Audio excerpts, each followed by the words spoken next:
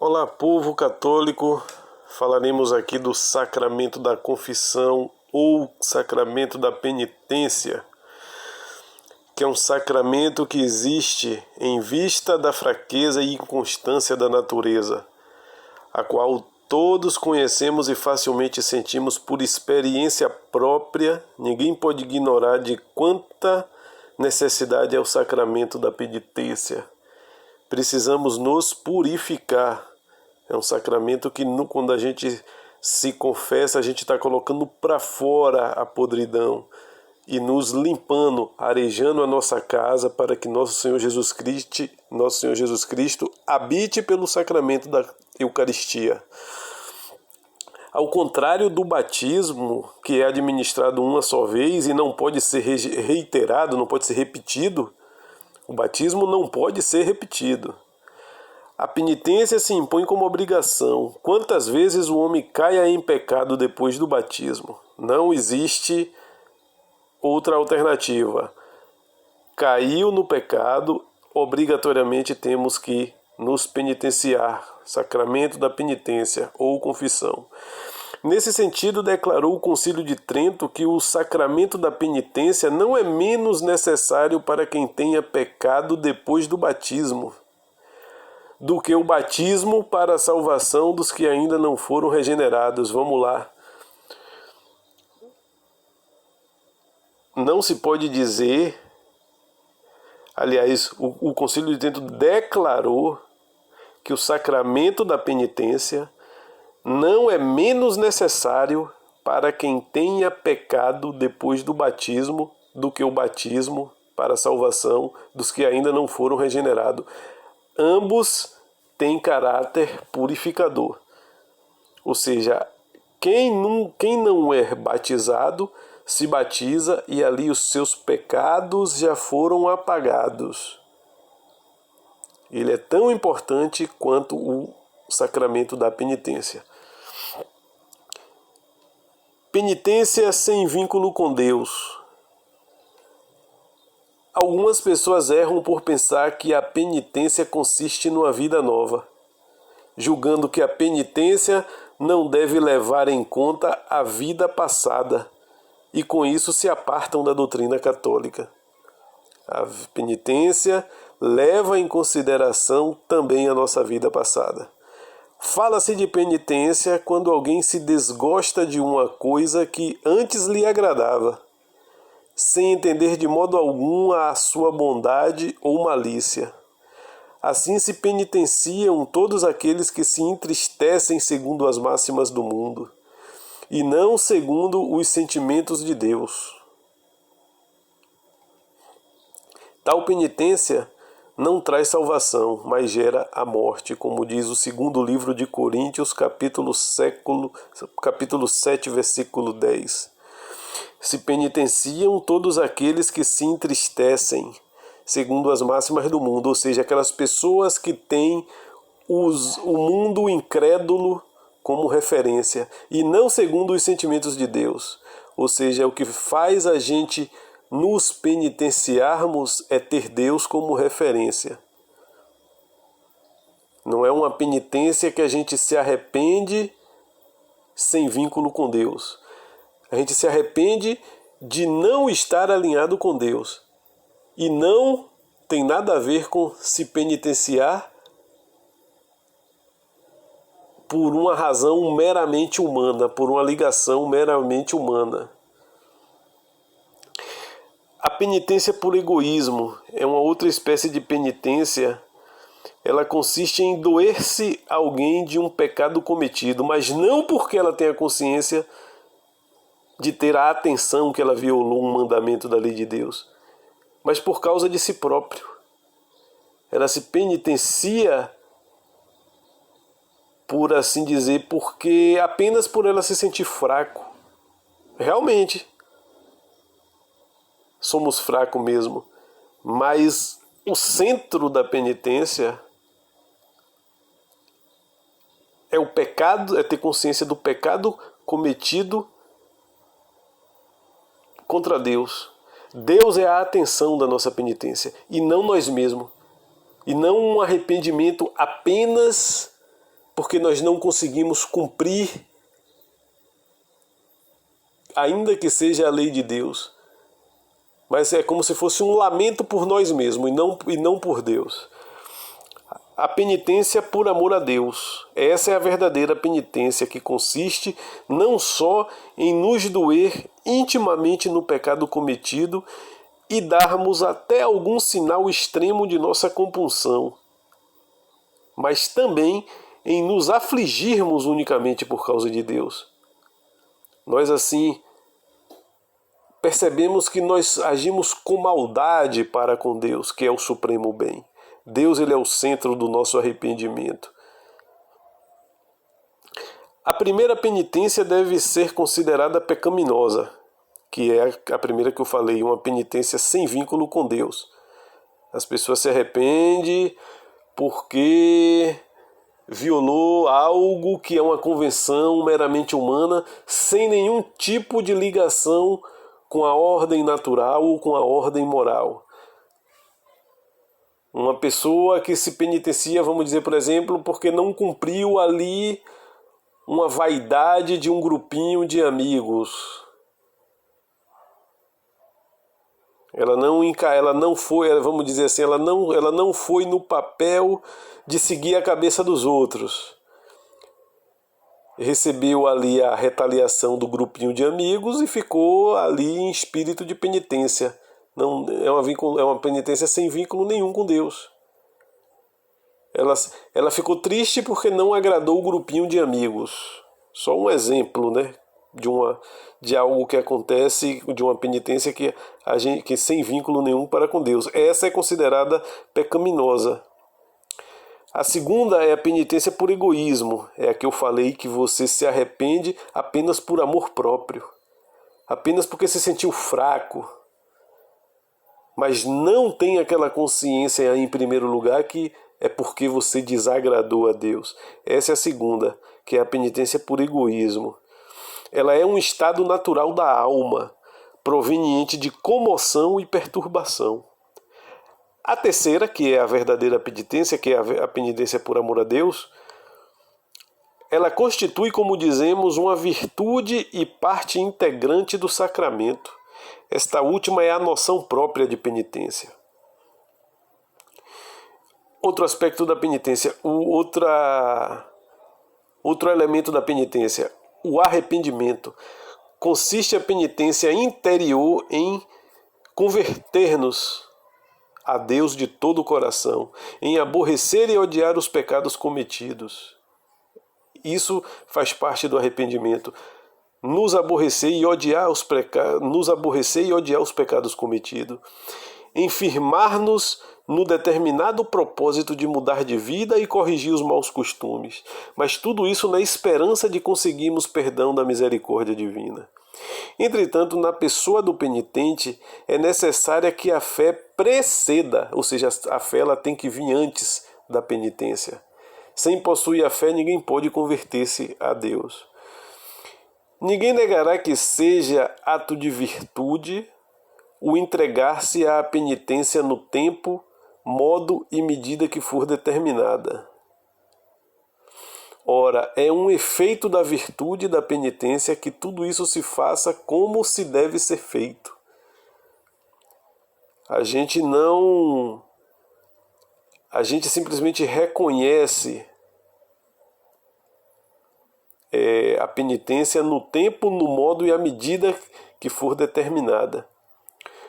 O caráter de virtude na penitência se deduz também dos fins, que a si mesmo se propõe o pecador verdadeiramente arrependido.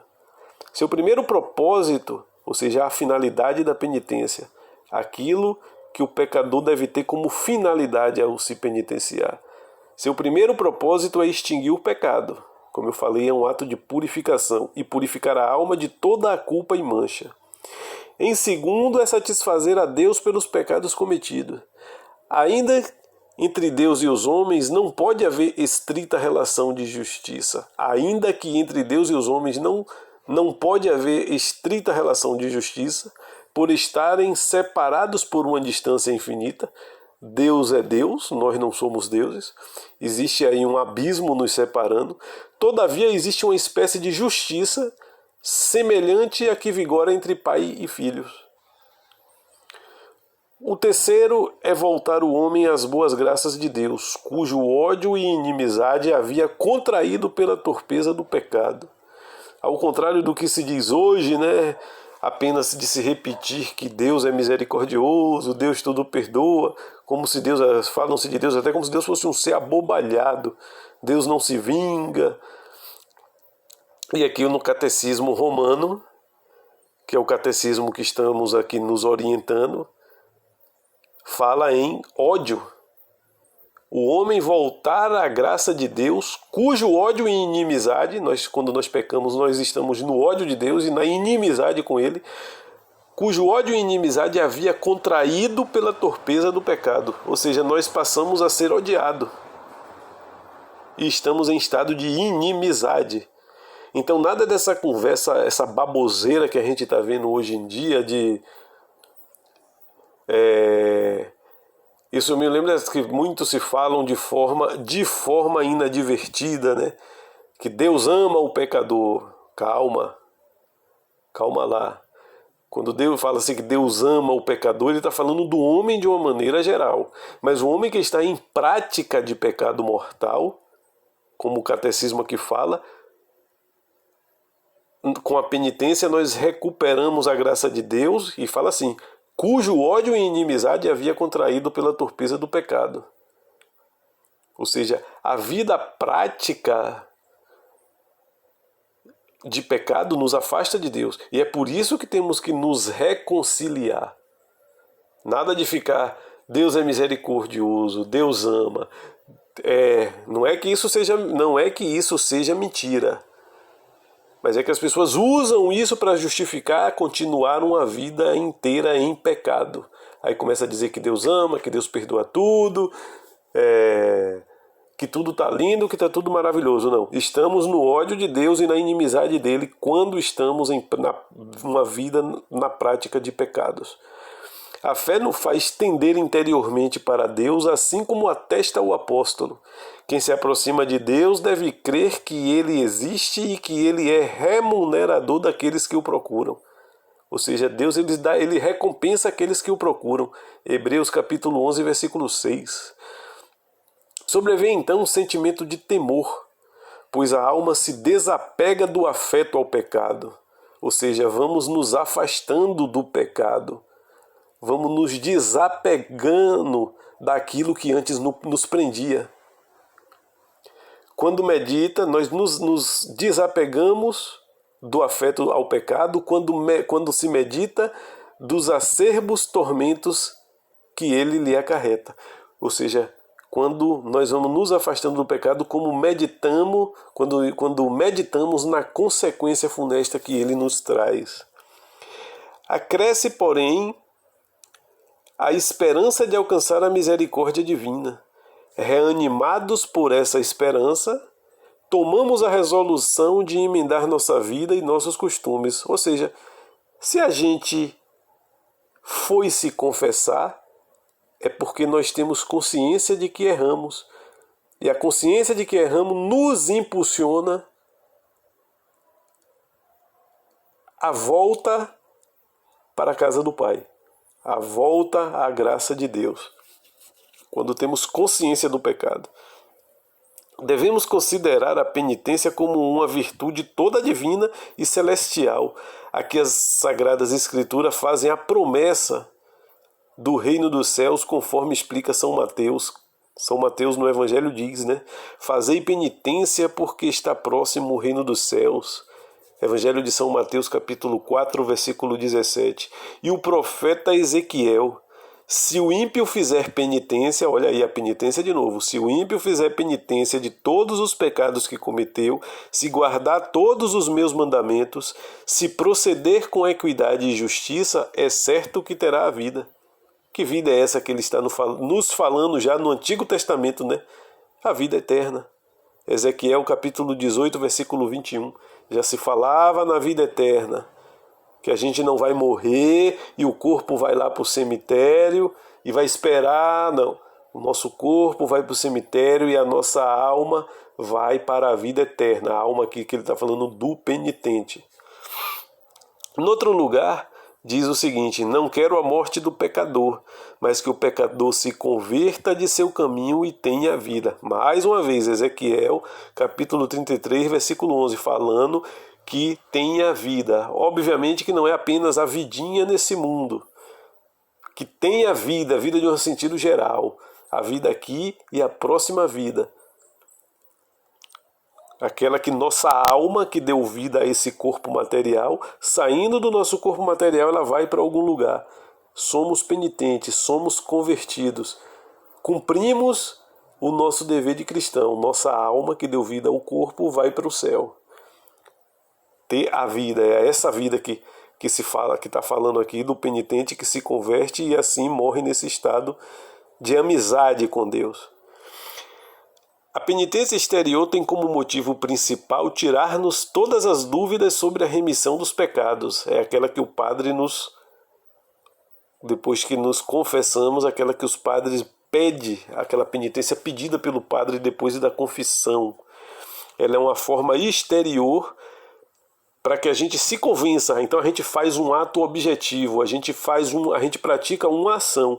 E essa ação tem como objetivo o quê? Termos a segurança, a certeza psicológica de que nossos pecados foram remissos. Realmente, se assim não fosse, muitas dúvidas ficariam a respeito de nossa penitência interior, pois ninguém pode fiar-se de maneira de ajuizar pessoalmente as suas próprias ações. Que garantia a gente tem de que fizemos tudo certo?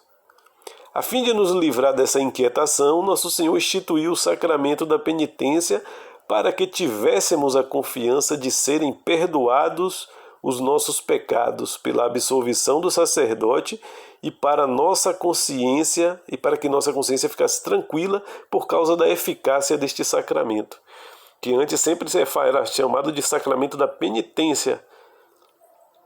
Hoje fala-se muito na confissão, A confissão é o meio que a gente usa, né, para nos limpar, né? Pela confissão, né, é dizer o que a gente fez, é um meio de se chegar na penitência. A gente diz o que a gente fez, a gente se acusa, a gente acusa nossos pecados para o confessor. Isso é a confissão. A confissão é o meio, mas a finalidade da confissão é para que que o confessor passe uma penitência. Uma forma ali de exteriorizar que nós estamos de fato nos limpando. Ele pede uma penitência e essa penitência nos traz ali uma segurança psicológica de que a gente praticou algo que nos deixa limpo. Depois, como ninguém pode conseguir a salvação senão por Cristo e na virtude de sua paixão, era necessário um sacramento por cuja eficácia corresse sobre nós o sangue de Cristo, a fim de purificar os pecados cometidos após o batismo. A penitência também figura entre os sacramentos que podem ser reiterados, ou seja, eles podem ser repetidos, né? Que podemos cair e pecar durante a vida. Quando Pedro perguntou se podia dar o perdão de um pecado até 7 vezes, Nosso Senhor lhe retorquiu: eu não te digo até 7 vezes, mas até 70 vezes 7. Ou seja, essa expressão significa sempre, ou seja, perdoar sempre. Evangelho de São Mateus, capítulo 18, versículo 22. Toda a virtude da penitência se resume em nos conciliar com Deus e unir-nos a Ele pela mais íntima amizade. É derrubar o muro que nos separava de Deus, que é o pecado. De mais a mais, não pode haver delito tão grave e abominável que não seja apagado do sacramento da penitência, por sinal, que não só a primeira vez, mas também a segunda e outras vezes mais. São João diz: se confessarmos nossos pecados, olha aí a confissão, se confessarmos nossos pecados, Deus é fiel e justo para nos perdoar, para nos perdoar de nossos pecados. Primeiro livro de João, capítulo 1, versículo 9. Quando e por que não há o perdão?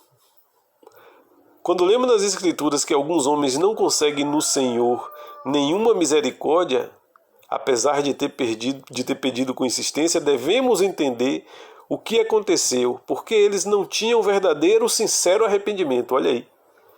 Quando nos confessamos, quando vamos diante do sacerdote confessar nossos pecados sem o verdadeiro arrependimento, essa confissão é nula. Porque o arrependimento é justamente a nossa consciência perturbada, a nossa consciência ela nos acusa do erro, ela sabe que é errado, ela precisa se libertar daquele erro. Quando não tem o arrependimento, não é uma confissão. Quando sem esse arrependimento, é por isso que a confissão ela é nula. Ela é como se for, ela é uma confissão onde você faz tudo, você vai lá e acusa seus pecados, mas você não está verdadeiramente arrependido. Você está ali apenas cumprindo um papel, você está ali cumprindo uma formalidade. Essa confissão ela é nula. Inclusive tem gente até que chega ao pensamento abominável de dizer eu vou cometer tal pecado, depois eu me confesso. Desse tipo de confissão não precisa nem dizer que é nula, né? É nula. A pessoa premeditar um pecado, abuso, isso é um abuso, né? Aquilo que se chama de abusar, de tripudiar da misericórdia de Deus, né? Eu vou cometer tal pecado, depois eu vou lá e me confesso. Olha que absurdo. É típico aí fazer Deus de trouxa mesmo, né? Então esse sincero arrependimento podemos ver no segundo livro de Macabeus, capítulo 9, versículo 13, e no Novo Testamento, Hebreus, capítulo 12, versículo 17. Assim como uma moléstia é incurável, se a pessoa atacada sente horror ao remédio, que pode lhe restituir a saúde, assim também certa espécie de pecado, para os quais não se dá nenhum perdão, porque levam a repelir o remédio próprio da salvação, que é a graça de Deus. Como diz, segundo o Evangelho de São Pedro, capítulo 3, versículo 3, segundo o Evangelho de São João, capítulo 2, primeiro Evangelho de São João, capítulo 2, versículo 7. Partes integrantes da confissão. É próprio desse sacramento ter também partes que constituem a perfeita integridade da penitência. É a contrição, a acusação e a satisfação. 3 partes integrantes da penitência. Contrição, acusação, satisfação. Vamos falar da contrição. Dela formularam os padres do Concílio de Trento a seguinte definição: contrição é uma dor na alma e uma detestação do pecado cometido com o firme propósito de não voltar a pecar. Podemos voltar a pecar por fraqueza, mas o nosso propósito, quando estamos com a alma contrita, o propósito é de não voltar a pecar. É uma dor que a gente sente na alma e uma detestação do pecado cometido. E nos propomos a não repeti-lo. A contrição perfeita é um ato de caridade nascido do amor filial. É claro, pois, que a contrição e a caridade se medem pela mesma escala. Ora, com a caridade que amamos a Deus, é um amor sumamente perfeito. Assim também a contrição deve envolver a mais viva dor da alma. Se devemos amar a Deus sobre todas as coisas, pela mesma razão detestar, acima de tudo, o que nos traz inimizade com Deus. Perfeito. Se Deus é o maior bem entre todas as coisas a ser amada, o pecado é o maior mal entre todas as coisas que o homem deve odiar. Que lindo isso aí. Se Deus é o maior de todos os amores, o pecado é o que nos afasta de Deus, esse amor maior que é Deus. Se Deus é o maior de todos os amores, nós temos que ter ódio ao pecado. Por quê? Porque é o que nos afasta de Deus. Muito linda essa frase. Se Deus é o maior bem entre todas as coisas a ser amadas, o pecado é o maior mal. Por quê? Porque nos afasta de Deus. É o mal entre todas as coisas que o homem também deve odiar. O amor a Deus deve antipor-se a todas as coisas. Deus sempre deve vir antes, de forma que nunca será lícito pecar, nem para salvar a vida, conforme nos ensina o Senhor. Não podemos pecar, ainda que seja para salvar nossa vida. Quem ama seu pai e sua mãe mais do que a mim não é digno de mim. Evangelho de São Mateus, capítulo 10, versículo 37. E noutro lugar, quem quiser salvar a sua vida, há de perdê-la. São Mateus, capítulo 16, versículo 20. Ou seja, ele está falando de duas vidas. Quem quiser salvar a sua vida, há de perdê-la. Quer dizer, quem quiser salvar a sua vida aqui nessa terra, terá que perdê-la. Ou seja, temos que abrir mão de todos os nossos caprichos aqui embaixo. O penitente deve tomar a firme e inabalável resolução de emendar sua vida. Claramente o exprime o profeta: se o ímpio fizer penitência de todos os pecados cometidos, se observar todos os meus mandamentos e proceder com equidade e justiça, terá a vida e não morrerá. De todas as iniquidades que praticou, nem guardarei lembrança. Ezequiel, capítulo 18, versículo 21. A mesma ordem deu Cristo nosso Senhor à mulher apanhada em adultério. Vai e não tornes a pecar. Olha só, não tornes a pecar. São João, capítulo 8, versículo 11. A natureza da coisa e a própria razão nos mostram claramente que para a contrição são necessárias duas condições para ter uma contrição: dor pelo pecado cometido e previdente resolução de não voltar a cometê-lo. Antes de nos confessarmos, temos que ter isso aí: resolução de não voltar a cometê-lo, e horror e dor, ódio pelo pecado cometido. Por conseguinte, se o penitente tirou alguma coisa de seu próximo, por violência ou por fraude, está obrigado a restituir. Da mesma forma, deve dar satisfação mediante qualquer serviço ou benefício quem lesou a fama ou a vida de outrem por atos e palavras. Olha só, nesse nosso mundo, né, onde a gente gosta tanto de denegrir a imagem do outro, né? É requisito essencial para a boa contrição que não haja menos cuidados e diligência e perdoarmos plenamente todas as afrontas recebidas, como disse nosso Senhor. Ou seja, para nossa penitência ter valor diante de Deus, nós também temos que colocar isso em prática: perdoar aquilo que nos fazem de mal. Se vós perdoardes aos homens as suas ofensas, também o vosso Pai Celeste vos perdoará os vossos pecados.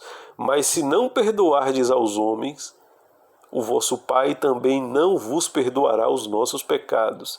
Isso aí é um golpe fatal no nosso orgulho. É a morte do nosso orgulho. São Mateus capítulo 6, versículo 14, ou no Evangelho de São Marcos capítulo 11, versículo 26. Por isso é necessário exortá-los de que examinem a miúde a própria consciência, vendo se observaram os mandamentos de Deus e da Igreja. A segunda parte da confissão. Falamos aqui da contrição, a primeira parte. Agora a confissão ou a acusação. Com efeito, a fé católica nos propõe um ponto de doutrina que todos devem aceitar e professar como dogma. Quando alguém confessa sinceramente seus pecados ao sacerdote, estando arrependido de os haver cometido, olha aí o arrependimento como condição, tendo mesmo o propósito de não tornar a cometê-los, mais uma vez repetir isso, todos os seus pecados são plenamente perdoados.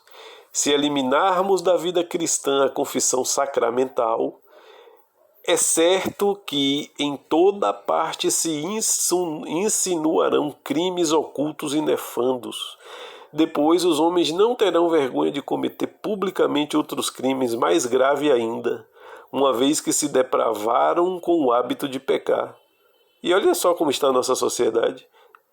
Nossa sociedade laicista, apóstata, que se separou da Igreja Católica, cada dia mais decadente.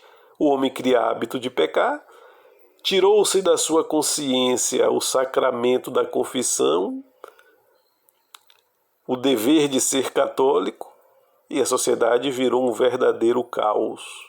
O pudor natural de se confessar, o pudor natural de se confessar impõe uma espécie de freio à desenvoltura do pecado e reprime os maus sentimentos do coração. É necessário que os católicos saibam que este sacramento foi instituído com efeito da infinita bondade e misericórdia de Cristo nosso Senhor. Foi Cristo, não foi a Igreja, que inventou isso aí. Pois estando os apóstolos reunidos no mesmo lugar, Cristo bafejou-os com o seu hálito e disse-lhes: recebei o Espírito Santo. Ele transmitiu o Espírito Santo aos apóstolos e disse: a quem perdoardes os pecados, ser-lhes-ão perdoados, e a quem os retiverdes, estarão os pecados retidos. Evangelho de São João, capítulo 20, versículo 22. E esses apóstolos, que nosso Senhor passou o Espírito Santo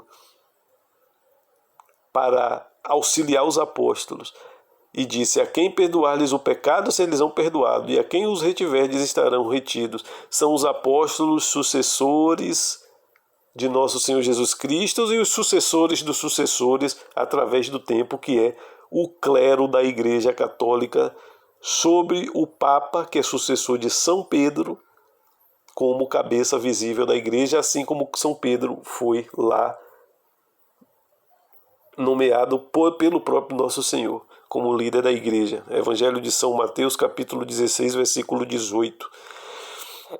Desde que nosso Senhor conferiu aos sacerdotes, passando o Espírito Santo, conferiu aos sacerdotes o poder de reterem e perdoarem os pecados. Torna-se evidente que também os instituiu juízes dessa matéria. O Santo Concílio de Trento ponderou que não se deve julgar nenhum processo sem moderar a justiça na aplicação de penas aos delitos, sem que haja pleno e absoluto conhecimento de causa. Donde se deduz logicamente que pela confissão dos penitentes todos os pecados devem ser discriminados um por um aos sacerdotes. Temos que fazer um exame de consciência baseado principalmente nos 10 mandamentos da lei de Deus e nos mandamentos da Igreja. Temos que refletir em cima desses mandamentos para termos consciência de que pecamos ou não e a gravidade dos pecados. E falarmos um por um ao sacerdote.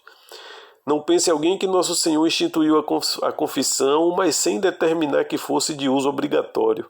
Toda pessoa onerada de culpa grave não pode reintegrar-se na vida sobrenatural, ou seja, ela está desligada de Deus enquanto não se confessa, senão pelo sacramento da confissão. Disso temos um sinal evidente na belíssima metáfora usada por nosso Senhor quando ele deu o nome de chave dos céus, ao poder de administrar esse sacramento. Evangelho de São Mateus, capítulo 16, versículo 19, onde nosso Senhor funda a igreja e mostra que São Pedro é o chefe da igreja, cabeça visível. Como ninguém pode entrar num recinto fechado sem a intervenção de quem guarde as chaves. Por isso a chave do reino dos céus. São Pedro tem a chave do céu. Não é essa chave que o pessoal hoje faz essas brincadeirinhas de cair chuva, não. É a chave de entrada para o reino dos céus. Pelo teor do cânon do Concílio de Latrão, que começa pelas palavras todos os fiéis de ambos os sexos, vemos claramente que alguém está obrigado pelo preceito da confissão antes da idade que tenha alcançado o uso da razão.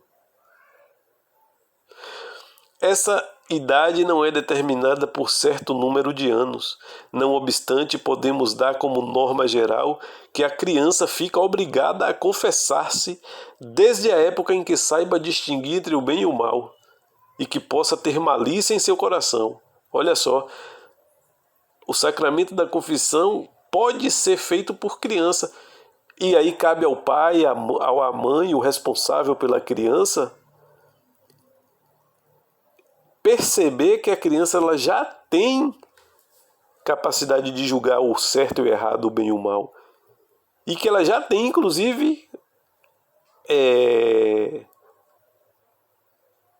já tem ali uma predisposição, né? A criança ali ela já demonstra que ela pode cometer atos maliciosos em seu coração. Temos também que confessar nossas faltas veniais, que não nos privam da amizade de Deus e nas quais caímos com mais frequência. Isto traz muito proveito, conforme mostra a experiência de pessoas piedosas. Todavia não há nenhum pecado em omitir-se faltas veniais, porque há muitos outros meios para repará-las. Ou seja, as faltas veniais, se não confessadas, os chamados pecados entre aspas leves, pode ser reparados de outra forma. Não é uma obrigação confessar os pecados veniais. Porém, como disse pessoas piedosas, e o catecismo aqui faz essa observação, né? Tiramos maior proveito quando confessamos. Quanto aos pecados mortais, que é aqueles pecados cometidos contra os 10 mandamentos ou decálogo, e contra as leis da igreja. Como já dissemos, é preciso enumerá-los todos, por mais ocultos e encobertos que sejam, e talvez só pertençam aos pecados proibidos pelos 2 últimos preceitos do decálogo. Os 2 últimos preceitos do decálogo. Muitas vezes esses pecados ferem mais profundamente a alma do que os pecados que os homens costumam cometer de maneira pública e manifesta. Para arrancar as raízes do pecado é necessário indicar na acusação não só as faltas graves como tais, mas também todas as circunstâncias que de modo notável lhes aumentem ou diminuam a malícia. Ou seja, não é que você deve dar todos os detalhes de tudo como aconteceu, mas você deve dar detalhe das circunstâncias, daquela ambientalização que você estava... É a situação do pecado, pronto, melhor dizendo. As circunstâncias são isso. Como esse pecado, você deve dizer o pecado e como ele aconteceu, qual foi a circunstância em que ele aconteceu. Não é que o confessor é um curioso que quer bisbilhotar. Ele quer saber se a circunstância pode ter algum agravante para aquele pecado ou algum atenuante para aquele pecado. Algumas circunstâncias são tão graves que só por elas já consta a espécie de pecado mortal. Por exemplo, estamos em um mundo onde repletos de músicas sensuais. Músicas sensuais, músicas que são de estilo dançante, provocativo, e que por as músicas serem sensuais, onde tá mulheres mal vestidas, chamando a atenção dos homens sensualmente pelas danças e pelas roupas minúsculas que usam, essas músicas sensuais por si só, estar nesses ambientes e ouvir essas músicas sociais, essas músicas, já é um pecado contra a castidade. Porque o pecado contra a castidade não é apenas você executar o pecado. Olha aí a questão das circunstâncias. Ouvir música, essas músicas sensuais, samba, forró, pagode, funk, até aquelas músicas mais antigas, onde os homens se agarram com as mulheres e se esfregam nas mulheres. O tango, o bolero, que a gente vê com muita ingenuidade, não. Essas situações essas músicas são pecaminosas. Por quê? Porque cria na natureza humana uma predisposição a pecar contra a castidade. Então, mesmo que você não cometa um pecado físico, frequentar locais onde toca esse tipo de música já está se colocando numa situação de pecado. E por estar se colocando em uma situação de pecado, por si só já é um pecado mortal. É por isso que quando a gente, sem contar que a gente está mais uma vez abusando da misericórdia de Deus. Porque a gente pede no Pai Nosso para Deus, não nos deixai cair em tentação. Como é que a gente pede a Deus para que Ele não deixe que a gente caia na tentação e a gente se coloca em um ambiente onde está tocando esse tipo de música que é uma tentação? Olha aí a nossa malícia, e é por isso que é necessário saber a circunstância em que o pecado aconteceu. Porque a circunstância por si só já é um pecado mortal. Ouvir essas musiquinhas românticas, como as pessoas perderam a noção de pecado, as pessoas hoje elas não têm capacidade mais de ver que até essas musicazinhas românticas que aparentemente fala de amor é um pecado contra a castidade. Qual é o conteúdo da letra dessas músicas, se você refletir? Se você parar para analisar, se fizermos um estudo do pecado contra a castidade, vamos ver facilmente mesmo, sem muito esforço, de que até essas musicazinhas românticas que parecem que não tem nada, elas cantam o quê? Fornicação e o adultério. A diferença de música como samba, como funk, como pagode, como axé, é que eles cantam isso abertamente. Mas essas musiquinhas românticas, ela fala com palavras adocicadas, da paixonitezinha ali de um homem por uma mulher, da mulher para o homem, do homem para o homem, da mulher para a mulher. Mas se analisarmos a letra da música, ela está falando de fornicação e adultério. Se você fizer um estudo minucioso do mandamento do pecado contra a castidade, facilmente vai ver que as músicas românticas são descartáveis e eram para ser detestáveis. Então, usei esse exemplo para falar das situações de pecado que por si só já pode ser um pecado mortal. A pessoa... Eu vou fazer aqui fazer algumas observações, né? Primeira observação. A pessoa não tira nenhum proveito da confissão e até cometeria outro pecado pior ainda, que é o sacrilégio, se deliberadamente omitisse uma parte daquilo que deveria acusar e só declarasse outra parte, ou seja, mentir na confissão ou esconder pecados. Nessas condições, a enumeração dos pecados nem merece o nome de confissão sacramental. O penitente deve, pelo contrário, fazer uma nova confissão e acusar tudo aquilo que ele escondeu, e inclusive a profanação do sacramento, o sacrilégio que ele cometeu anteriormente, comungando, tendo escondido pecados mortais, profanando a santidade do sacramento em uma confissão simulada.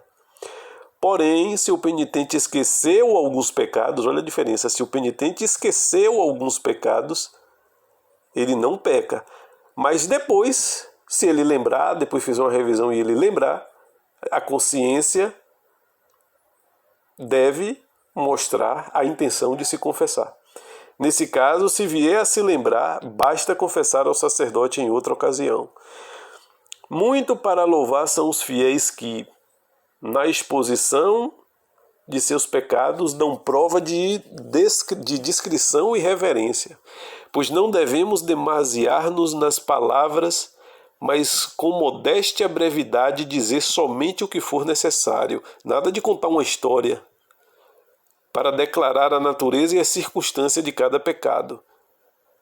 Uma breve história que mostre a circunstância em que o pecado cometeu, a situação. Nada de contar tudo como se fosse uma história.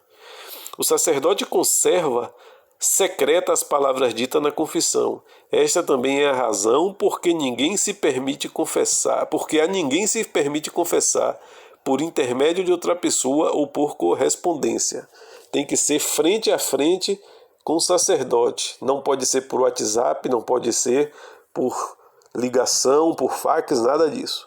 Homem a homem. Devem os católicos empenhar-se acima de tudo em purificar a alma pela frequente confissão, Ou seja, sempre manter nossa alma limpa para receber nosso Senhor Jesus Cristo. Em vista dos perigos que ameaçam a vida, nada pode ser mais salutar para quem tem culpa grave na consciência. Eu acho que é São Tomás de Aquino que diz, né, que o homem que dorme com pecado mortal só pode ser louco.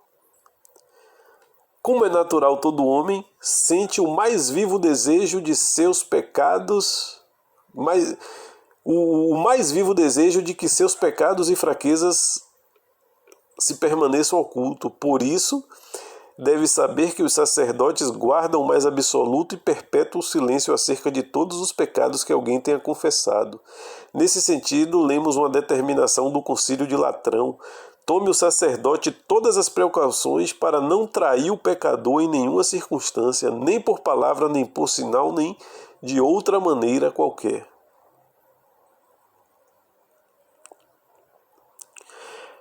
Agora vamos falar a última parte da penitência. Acabamos de falar da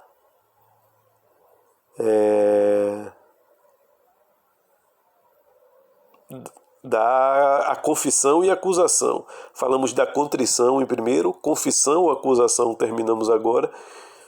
E agora vamos entrar na parte da satisfação, é a terceira parte do sacramento da penitência. A satisfação é o pagamento integral de uma coisa devida.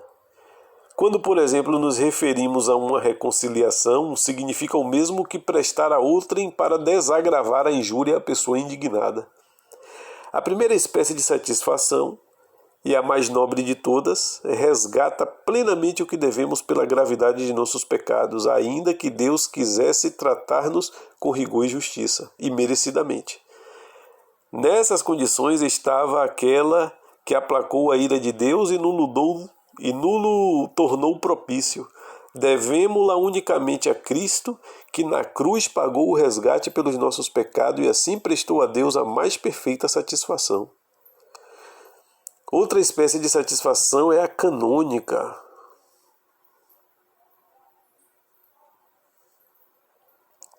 Na igreja primitiva vigorava o costume de impor alguma pena aos pecadores absolvidos.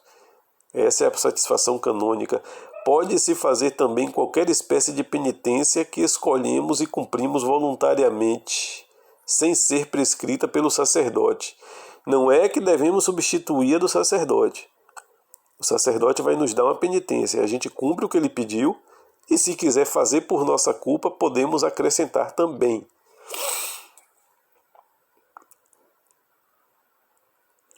Todo pecado acarreta duas consequências: a culpa e o castigo.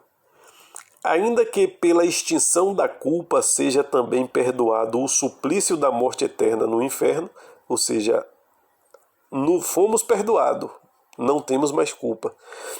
Nosso Senhor nem sempre perdoa os remanescentes dos pecados e a pena temporal que lhe é devida, ou seja, é a consequência dos pecados. Vemos isso na pessoa de Davi. Natã lhe havia assegurado: o Senhor também te perdoou o pecado e não morrerás, segundo o livro de Samuel, capítulo 12, versículo 13. Davi submeteu-se às mais duras penitências e implorava dia e noite a misericórdia do Senhor, como diz o Salmo 50, capítulo 4, versículo 5. Não obstante o fervor de suas preces, foi todavia punido com a morte do filho que tivera do adultério, com a morte de Absalão, a quem amava com particular carinho, com outros castigos e flagelos que já antes lhe haviam sido combinados.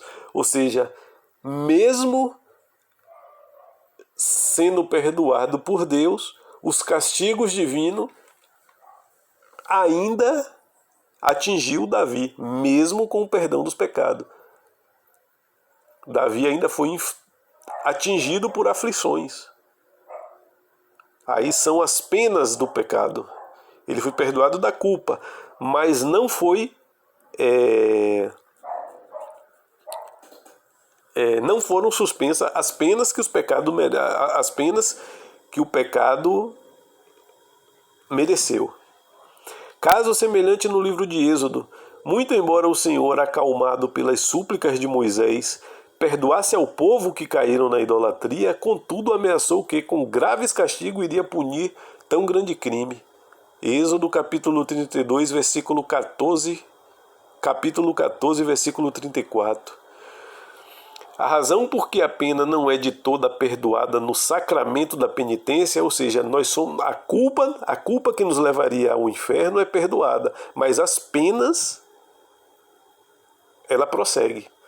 É para evitar que na primeira ocasião tenhamos os pecados por muitos leves e com atrevida afronta ao Espírito Santo caiamos em outros mais graves, cumulando sobre nós ira para o dia da ira. Ou seja, nos confessamos, estamos libertos da culpa, mas temos que ter a consciência que das penas ainda nós não escapamos. Para que isso tudo? Se fomos perdoados, por que Deus não tira as penas? Para que tenhamos consciência de que quanto mais continuarmos a pecar, estamos atraindo para nós mais e mais ira de Deus. Aqui ele fala, né, acumulando sobre nós ira para o dia da ira. Qual é o dia da ira? O dia do nosso juízo. Romanos capítulo 2, versículo 5, ou no livro de São Tiago, capítulo 5, versículo 3. Sem dúvida alguma, as penas satisfatórias são de grande eficácia para apartar do pecado. Reprimem a semelhança de freios e tornam os penitentes mais precavidos e vigilantes para o futuro. Pela satisfação das penas, conseguimos também reproduzir em nós mesmos a imagem e semelhança de Cristo nossa cabeça, que como tal padeceu e foi tentado. Ensina São Bernardo que no pecado aparecem dois efeitos, a conspurcação e o ferimento da alma. A conspurcação é tirada pela misericórdia de Deus, mas para curar os ferimentos do pecado é muito necessária a medicação, que se faz com o remédio da penitência. Pois curada que for uma ferida, restam ainda certas cicatrizes que é preciso pensar. Assim também perdoada a culpa, fica na alma uns resíduos que exigem purificação. É como se fosse aquela madeira limpa. Aquela madeira limpa que não tem nada nela. A gente vai lá e enche ela de prego. Esse prego são os pecados na nossa alma, que é a madeira limpa. A gente pode tirar, a gente pode voltar a fazer a madeira ficar sem o prego. A gente vai lá e retira os pregos. Mas vai ficar limpa como fica antes? Vai ficar esburacada. Ou seja, a retirada dos pregos é nós nos libertarmos da culpa. Não temos mais a culpa, mas o efeito do pecado está lá. Os buracos que o prego causou, está lá na madeira. É preciso também voltar a fazer a madeira, é necessário preenchermos essa madeira com massa de madeira para que ela volte a ficar lisa de novo. Então é a pena que devemos pagar pela consequência dos nossos pecados. E aí mais uma questão de se entender o que parece que na heresia do protestante não entra na cabeça, né? O purgatório. O que é o purgatório? As pessoas que vão por purgatório são as pessoas que morreram na amizade com Deus, mas não pagou a pena. Elas confessaram os pecados, se livraram da culpa, mas não vão direto para o céu, vai para o purgatório. Por quê? Porque não pagou as penas do pecado. Não pagou plenamente aqui na terra. Então a alma tem que ir para o purgatório para terminar de pagar a pena, para limpar ali a madeira, para a madeira ficar limpa de novo e não ficar mais mostrando ali os buracos que o prego fez. E quem não acredita no purgatório, só porque não tem a palavra purgatório na Bíblia, né, mostra já um nível até de ignorância até, né? Nosso Senhor Jesus Cristo, ele diz, existe pecados que não serão perdoados nem nesse mundo e nem no mundo vindouro, que é os pecados contra o Espírito Santo. As palavras de Jesus Cristo é clara: não serão perdoados nem nesse mundo e nem no mundo vindouro. Ou seja, existe um mundo depois daqui, que é o mundo vindouro, né? O que vem depois. Existe um mundo vindouro depois daqui, que também serve para pagar os pecados. Que mundo é esse que serve para pagar os pecados? A igreja só fez dar um nome: purgatório, porque ali é para pegar pecado. É um mundo espiritual onde você faz as suas penitências que você não concluiu aqui na terra. E as palavras de Jesus é clara quando ele fala dos pecados contra o Espírito Santo. Pecados que não serão perdoados nem nesse mundo e nem nesse mundo vindouro. Ou seja, existe um mundo vindouro que também podemos pagar nossos pecados lá também, que é o purgatório. A igreja só fez dar um nome a esse mundo. Como é um mundo onde nós devemos pagar penas, então a igreja deu o nome de purgatório. O que é um purgatório? Purgatório é um lugar para pagar as penas. Simples assim. Mas na cabeça de uma pessoa que está ali cega pelo protestantismo, elas não enxergam isso em hipótese nenhuma. E o que é pior, ainda acha que é um absurdo, que é uma invenção da igreja, como sempre.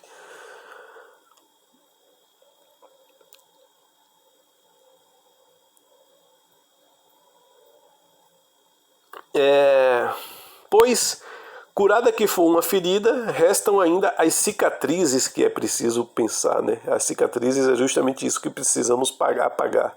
Assim também, perdoada a culpa, ficam na alma uns resíduos que exigem purificação. As satisfações escolhidas pelo homem se reduzem a 3 classes principais.